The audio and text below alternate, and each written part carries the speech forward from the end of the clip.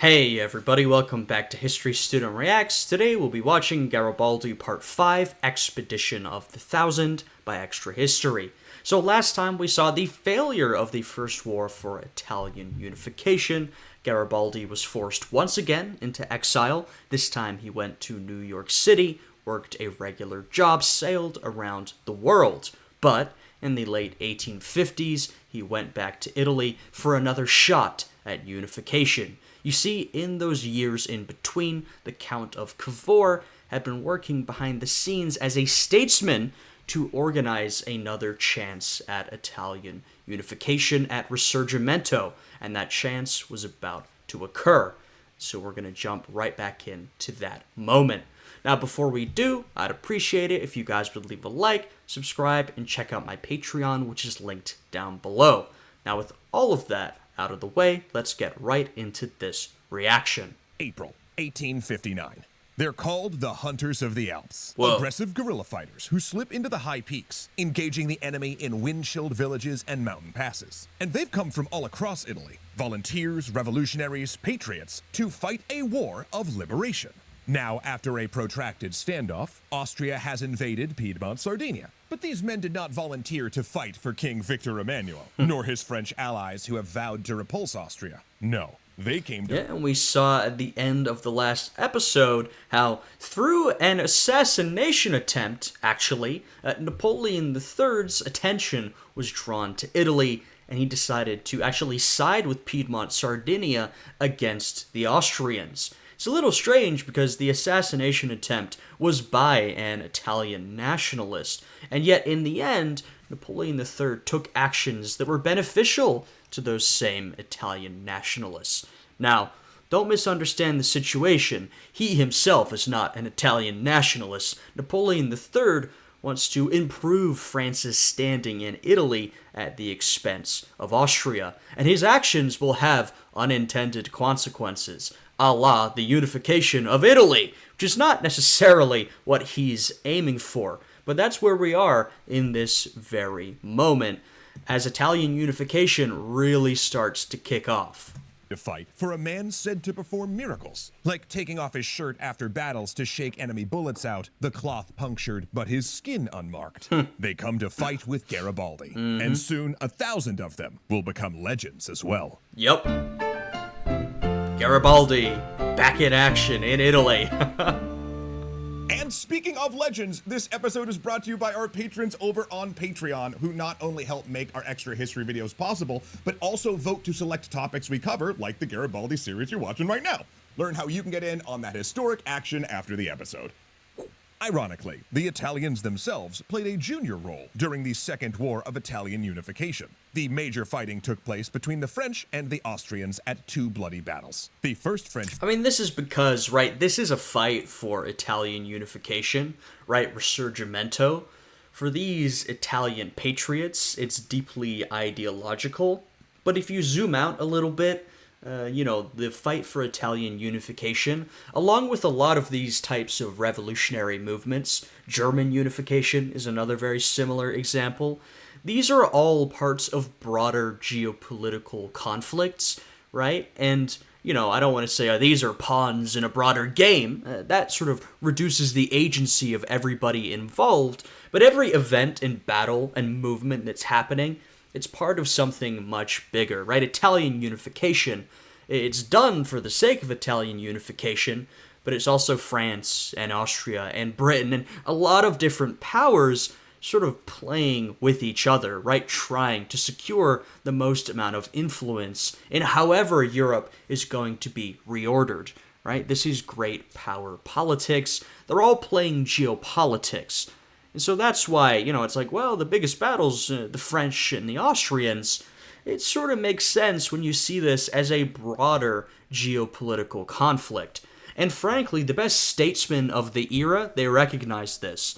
Otto von Bismarck is, of course, the best example. He takes advantage of this geopolitics in order to achieve his goal of unifying Germany. But Cavour, who we were introduced to last episode, and who I've talked about a couple of times throughout this series, he's also someone who recognizes this geopolitical element. And so he also takes advantage and uses geopolitics in order to achieve his goal, which is, of course, Italian unification. Victory became so famous that a newly developed color was named after it, magenta, while the second proved so inhumane that it inspired the creation of the Red Cross and the Geneva Conventions. But the victorious Napoleon III was so appalled by the losses of life that he brokered immediate peace with Austria, prematurely ending the war against the wishes of Piedmont Sardinia. Like I said, Napoleon III, his actions in entering the conflict, that may have benefited the Italian nationalists, but he was not fighting necessarily on their behalf. He had his own interests, as we can see here.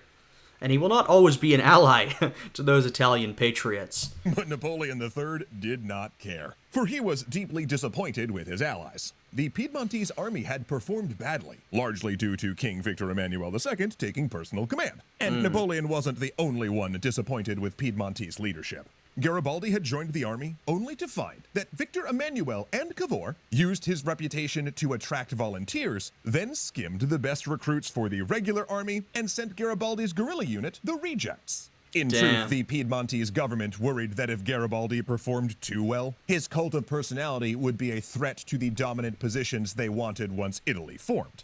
Yeah, there's a bit of a complicated situation here. So Garibaldi, in many ways, is sort of the best military chance of old King Victor Emmanuel II, right? Garibaldi has military experience, he knows what he's doing, he's also an inspiring political leader. So why not put him in charge of, maybe not the entire military, but why not give him more authority?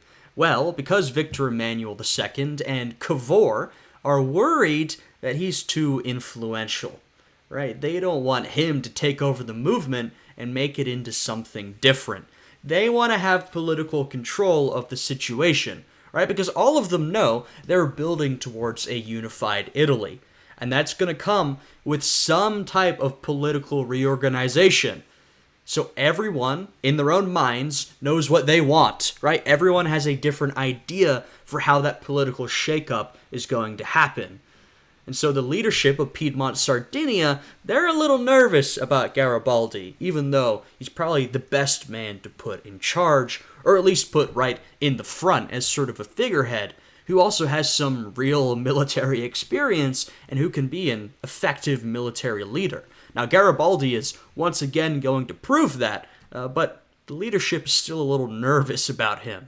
And they were right to worry, because Garibaldi turned those 3,000 rejects into crack Alpine skirmishers, the hunters of the Alps. He fought only small battles, blocking passes and tying down Austrian troops. Like I said, man, he's not just a political leader or a figurehead, which is impressive enough. He's a real military leader. Garibaldi, in terms of, guerrilla and insurgent tactics, he knows what he's doing. Troops, but he won. Yet, since Piedmont Sardinia was the junior partner, Napoleon set the peace terms. Piedmont Sardinia annexed Lombardy and was left occupying Tuscany, Parma, and Reggio. Though this effectively made Victor Emmanuel the king of northern Italy, he fell short of his objective to acquire Venice. And due to Cavour's secret arrangement with Napoleon, Cavour did have to give France something it wanted: Savoy, plus Garibaldi's hometown of Nice. This betrayal, deep and personal, made Cavour Garibaldi's lifelong enemy. And his disillusionment did not stop there.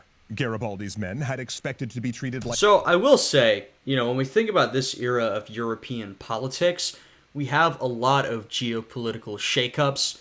We have, borders changing. We have new states popping into existence. We have states changing, right? Basically, we have a lot of reorganization, and a lot of towns and cities find themselves in different countries than they were before.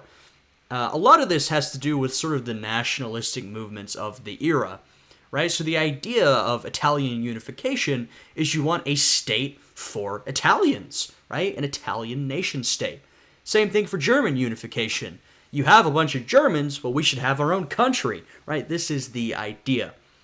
But down the line, this can also lead to irredentism.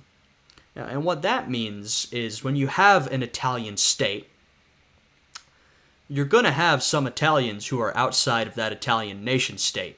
Maybe someone like a Garibaldi, his hometown of Nice, has been left out. It becomes part of France. It's still part of France today. You have lots of examples of these towns and cities that were once considered, we'll say in this case, Italian, but same thing happens with Germans for a lot of different peoples, and then they get sort of shifted off in some sort of geopolitical wheeling and dealing, and that makes a lot of people upset, right? You can imagine, just think of an abstract town that you're from. You're Italian, you're from this town. You're an Italian revolutionary. And so you want a unified Italy, of course, with your hometown in it. Then, in the end, you get your Italian state. Your hometown is not part of it. This is where we get irredentism, which is sort of the idea that you want to reclaim, or claim, however you see it, all this territory that has your ethnic group in it. This is how you get maps of sort of Greater Italy, or Greater Germany, or Greater Greece, or whatever, where you have these maps of these countries that are greatly expanded because they want to claim all the territory that has that ethnic group in it. Now that can cause a lot of issues. We can look at Germany in a couple of decades in the 1930s and 40s as they wanted to claim all territory that had ethnic Germans in it, and of course far more territory beyond that. And of course that leads to an incredible amount of violence and brutality. Now that's the most extreme example, right? World War II and the Holocaust. But it's not the only example of something like this. And a lot of different countries will have irredentist movements. And they're often very problematic and violent because, you say, well, we want to reclaim this town that has ethnic Italians in it. There's probably other groups of people in that area that aren't ethnic Italians and don't necessarily want to be part of the new Italian state or the new German state or whatever example we're talking about, right? I'm being general. And so you can see how these irredentist movements pop up and how they can also end up being, violent and disruptive down the line. Like liberators during the war, but he mostly found the people to be hostile to what was, in effect, a Piedmontese takeover. Soon, officials imposed Piedmontese laws and government in the new territory, often sweeping away more liberal regimes. And this is something that the Germans had to deal with as well, right? Because German unification is led, similar to here, by a single state. In the case of German unification, it's led by Prussia. And so you have a similar issue where even if some of these German states are interested in being part of a unified Germany, they're worried about Prussian domination. And this is a concern that in some ways ends up playing out. And in some ways, guys like Otto von Bismarck, who's sort of leading that unification movement, has to be very careful to tiptoe around. Garibaldi was adrift, angry, and considering leading an uprising in Nice, but he instead went to a different war. For various forces were beginning to circle the idea of an uprising in Sicily, one where Garibaldi could intervene, then go on to capture the entire Kingdom of the Two Sicilies and its capital, Naples. Among the greatest proponents of this plan was Mazzini, still in exile, who hoped Garibaldi's arrival could create a liberal republic in the south. And so, and sort of part of the same thing we're seeing here, is that you have these nationalist unification movements, but, like I said, not everyone's agreed on how this new state should be organized, right? So in this case, we have Mazzini. He is a dedicated Republican. We saw his Republic of Rome in a previous episode. He wants a unified Italy, but he wants it to be a democratic republic. Now, obviously, Victor Emmanuel II, he wants a unified Italy, but he wants it to be a monarchy under his control. This was actually one of the big issues of 1848. If we look at Germany, for example, there's a big movement in 1848 for the unification of Germany. You had this collection of advocates in the Frankfurt Parliament, which was a parliament that brought Germans together from a lot of different German states. And these were largely middle-class, bourgeois individuals, professors, lawyers, shop owners, that sort of thing, these type of educated individuals. And they largely wanted a republic, usually sort of a constitutional monarchy. And so they offered the position of constitutional monarch to the King of Prussia, right? Even then, the idea was for Prussia to lead the unification process. But they wanted, a unified Germany that was democratic in some ways, and that would constrain the power of the monarch with a constitution. The monarch of Prussia at that time said, no, I don't want this. If we're going to unify Germany, we're going to unify it under my direct control. There's a famous quote where he says something along the lines of, I will not accept a crown from the gutter, right? Shows you how he viewed them, right? He wants a unified Germany, but he wants it under his direct authoritarian control. And so it doesn't end up working out because these two visions of a unified Germany are far too disparate. And when Germany is unified, it is unified by Prussia, under Prussian initiative, right? Prussia ends up unifying Germany basically how it wants. Like I said, Bismarck does have to sort of work around some of these concerns to bring some of these German states in, but Prussia essentially gets what it wants. And so we're seeing this issue with Italy here, where some of your most important leaders, like Mazzini, they want a republic. And then others, like Victor Emmanuel II, right? He's a guy with real political power, a leadership. He's a monarch of an independent state. He wants a unified Italy, but not a republican Italy. Victor Emmanuel also secretly approved, since he believed Garibaldi would give him Sicily after conquering it. Cavour, however, was more nervous. He feared Garibaldi would carry on to Rome and the Papal States, pitting Piedmont Sardinia against its ally Napoleon III, who saw himself as a protector of the papacy. Right, so you see some of these complicated geopolitical issues. Garibaldi's sort of in the middle, where Mazzini, wants Garibaldi to take this and make it a republic.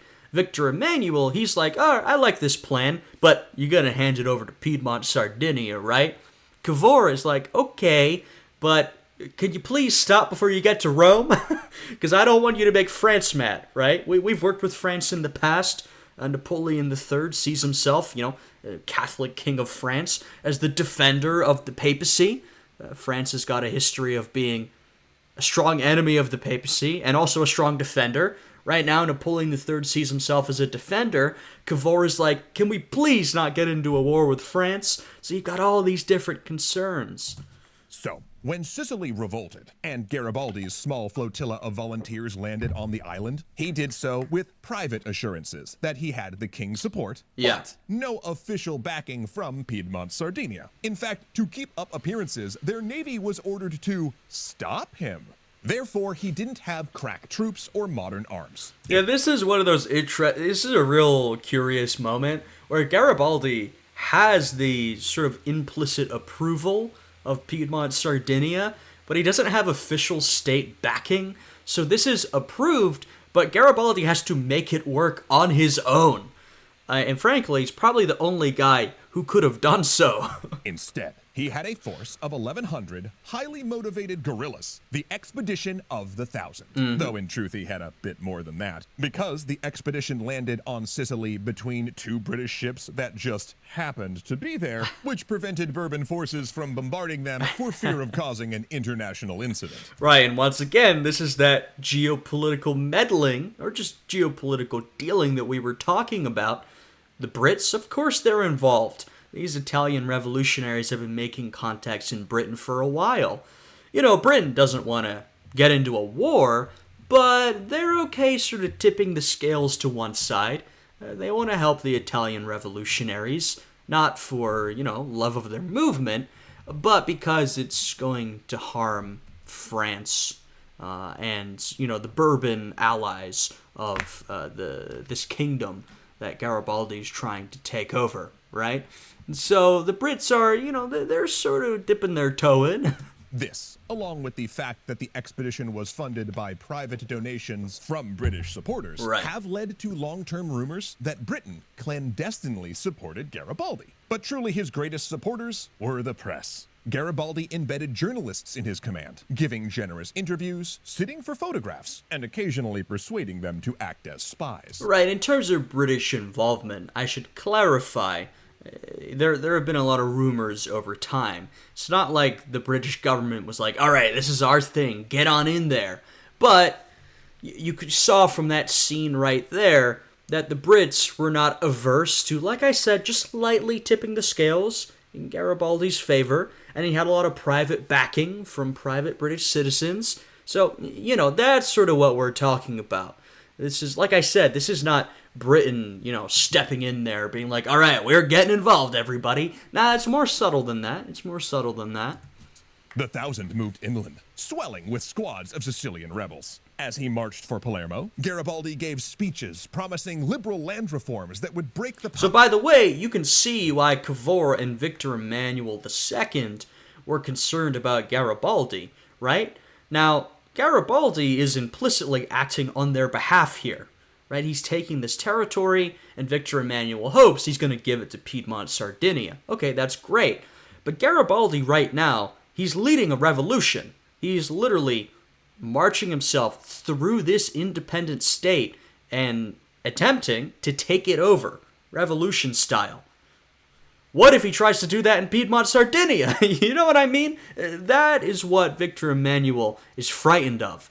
They're all nominally on the same side right here of Italian unification, but, when it gets down to it, will they all be on the same side? They've kind of got some different goals, some shared goals, right? That's why there's a bit of distrust between some of these leading figures. Power of the Sicilian landlords and an end to the Bourbon regime of unpopular taxes. But the conquest would not be as easy as the landings. At his first engagement, the Bourbon army withdrew to a hill and pinned the pursuing red shirts behind stone walls. Garibaldi then tried to coax a charge, yelling, "Here we make Italy or die!" At which point a rock arced down and thumped Garibaldi in the chest. "They're throwing rocks!" he yelled, changing tactics. "They're almost out of ammunition!"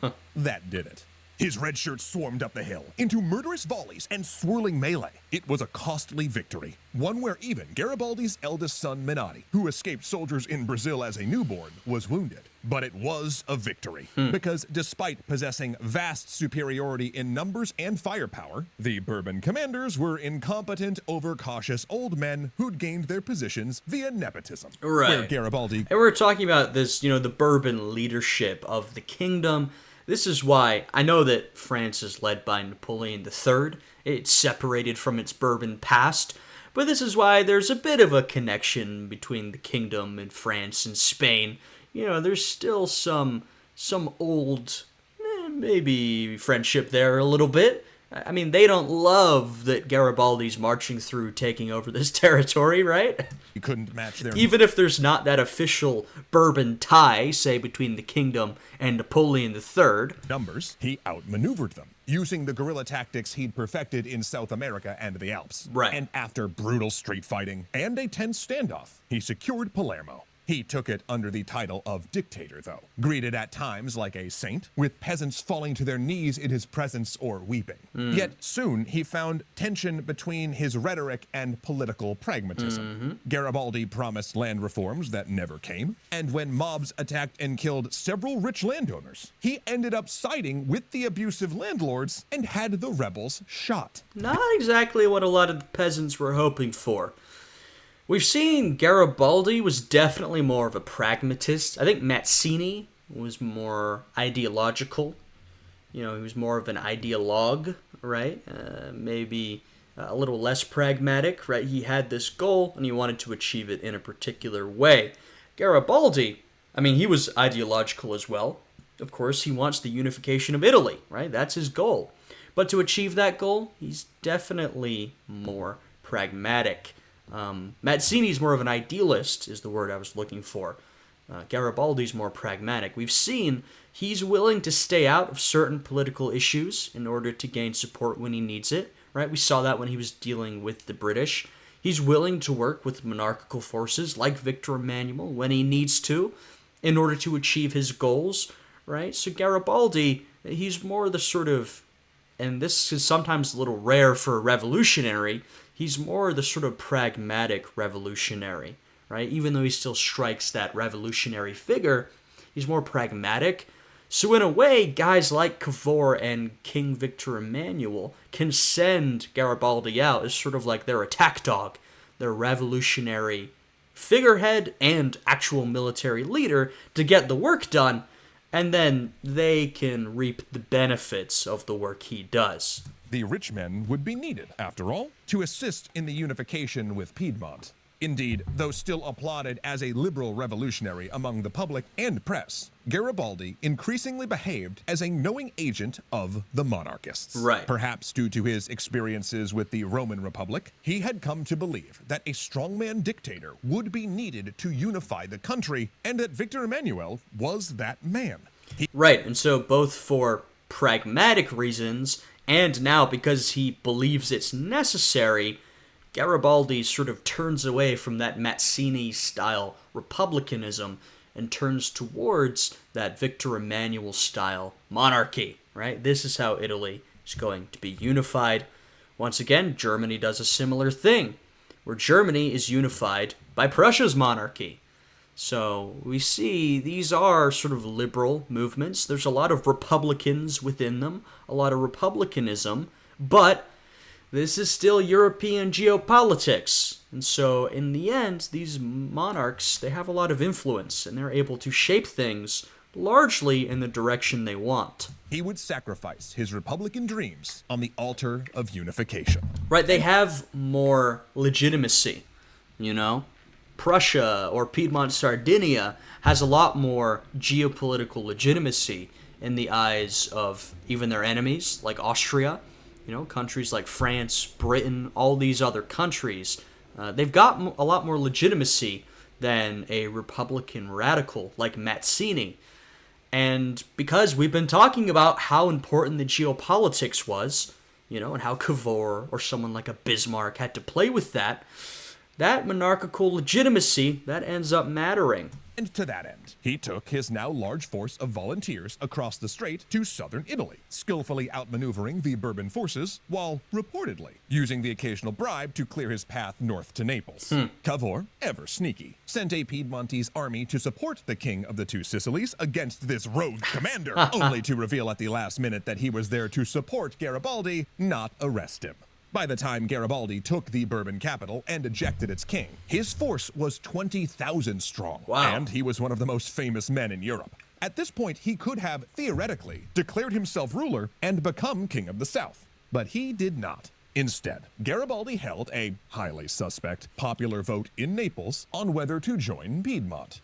Yeah, he pulls a move that the original Napoleon Bonaparte, and Napoleon III often liked to pull, which is hold a plebiscite, right? A popular vote on a particular issue. Now, the trick with holding a plebiscite is you only ever hold a plebiscite you know you're going to win. You never hold a plebiscite that you're not going to win, and you make sure to rig the plebiscite so you are going to win, right? The Napoleons knew this, and Garibaldi's using that leaf out of their playbook, that page out of their playbook. The motion passed. Afterwards, Garibaldi met Victor Emmanuel on horseback. The two shook hands, the general symbolically transferring his power over southern Italy to the monarch. Then Garibaldi went home to his farm. He was there, watching from afar, when Victor Emmanuel declared the Kingdom of Italy in 1861. Oddly enough, that same year, Garibaldi also declined an offer from Abraham Lincoln to take up a major command in the Union Army. Oh, wow. They couldn't agree on terms. But Garibaldi did not. Hey, I mentioned in previous episodes, a lot of those 1848 revolutionaries who had to flee after their revolutions failed, a lot of them fled to the United States, and a fair number of them would end up fighting on the Union side of the Civil War. So it's not that crazy that, you know, Garibaldi's very famous. Old Abe Lincoln reaches out to try and get him involved. I didn't know that, but that's funny. Not disappear, for Italy was not yet complete. Nope. Venice and the Papal States were still to be won. And these are tricky ones, right? Because this involves a lot of foreign influence from Austria, and in terms of the Papal States, France. This is it's a Catholic problem now. You got the Papal States involved. You have Catholic powers like France who are very worried about what's going to happen to Rome and the Papal States. So in 1863, when a popular movement declared that Italians would seize Rome under the motto, Rome or death, he gathered 2,000 volunteers and marched on the city. There they were met, ironically, by the Italian army, under orders to shield the Pope. Wow. While Garibaldi told his volunteers not to fire on fellow Italians, his fellow Italians fired on him. Wounded in the ankle and briefly arrested, he was allowed to return home. Yet, So we see that tense relationship between Garibaldi and the authorities, Victor Emmanuel, right? They're allies in terms of Italian unification, but their methods and their goals don't always align.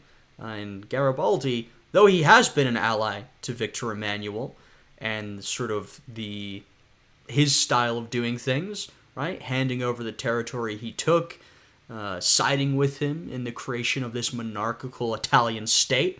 That doesn't mean Garibaldi can't be a little bit of a problem for him sometimes. he'd emerge 3 more times despite increasing age. Once as a commander in the Third War of Unification, then in another failed attempt to capture Rome, and finally in the Franco-Prussian War. But truly, these struggles were footnotes. For in the end, Rome and Venice were won for Italy via political maneuverings and negotiations, not bayonets. In his last days, More of that geopolitics. his vision of Italy fulfilled, he asked the nurse that he'd, recently married, to put him at the window where he could look at the sea as his vision faded. He had made a nation, but lost his homeland, preached liberal values, yet empowered monarchists, been both a rebel and dictator. Truly, a hero of 2 worlds. He was Garibaldi. And of course, I have been your narrator, Matt, managed by our fur boss, Zoe, here. And we, along with the entire Extra History team, are supported by our wonderful patrons over on Patreon. Right, Zozo?